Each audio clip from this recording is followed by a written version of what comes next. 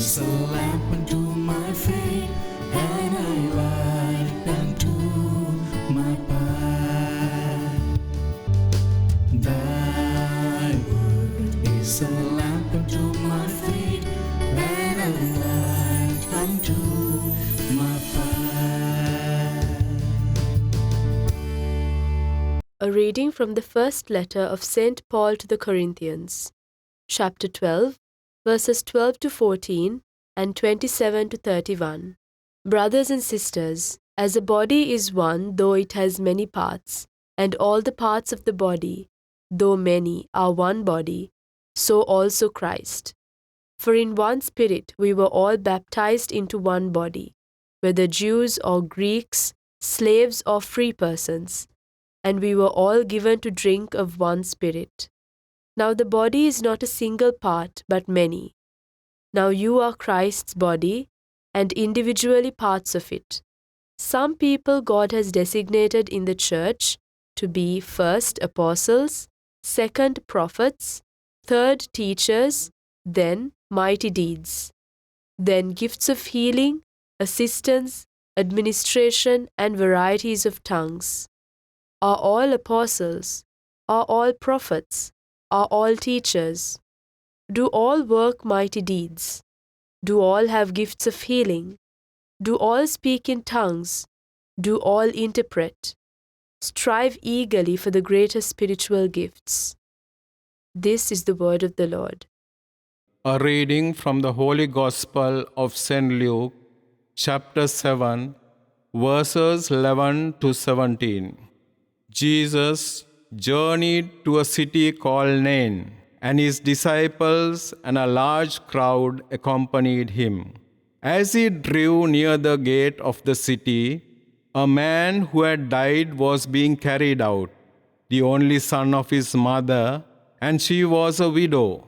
A large crowd from the city was with her. When the Lord saw her, he was moved with pity for her and said to her, "Do not weep." He stepped forward and touched the coffin. At this, the bearers halted, and he said, "Young man, I tell you, arise." The dead man sat up and began to speak, and Jesus gave him to his mother.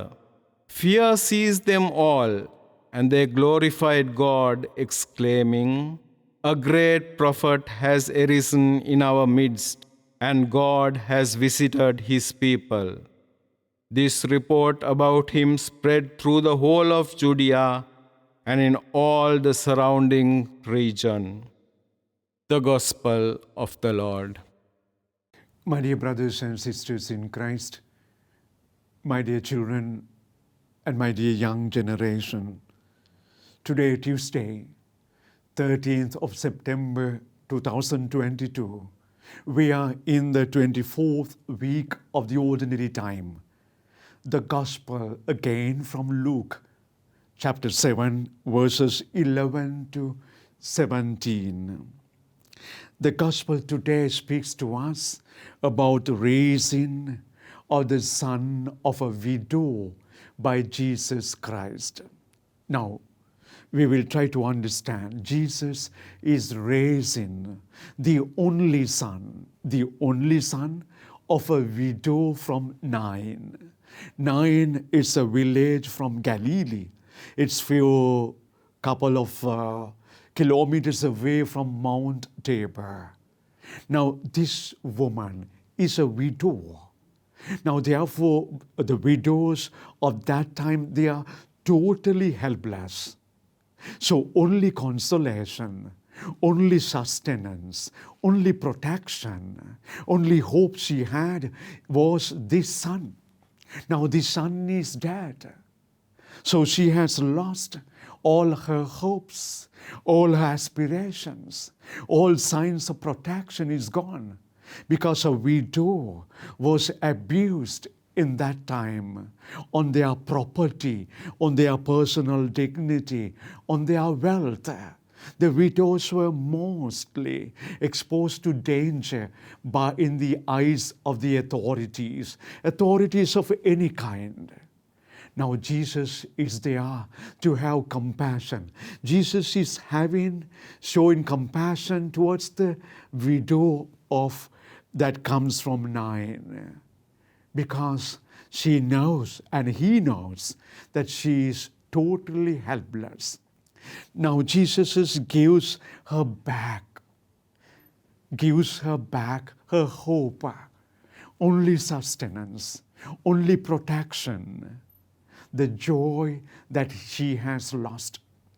My dear brothers and sisters, my dear children, and my dear young generation, Jesus is someone who is so considerate, who is merciful, who is loving, compassionate towards all those who are needy. And he understands our needs. He comes to our help, and he is there to help us out from all our difficulties. When we lose all that we need for our protection, for our sustenance, for our happiness, like in the case of the only son, now dead, of that woman widow of Nain, is now raised back to life, given to her. And Jesus is that who is with us for our consolation.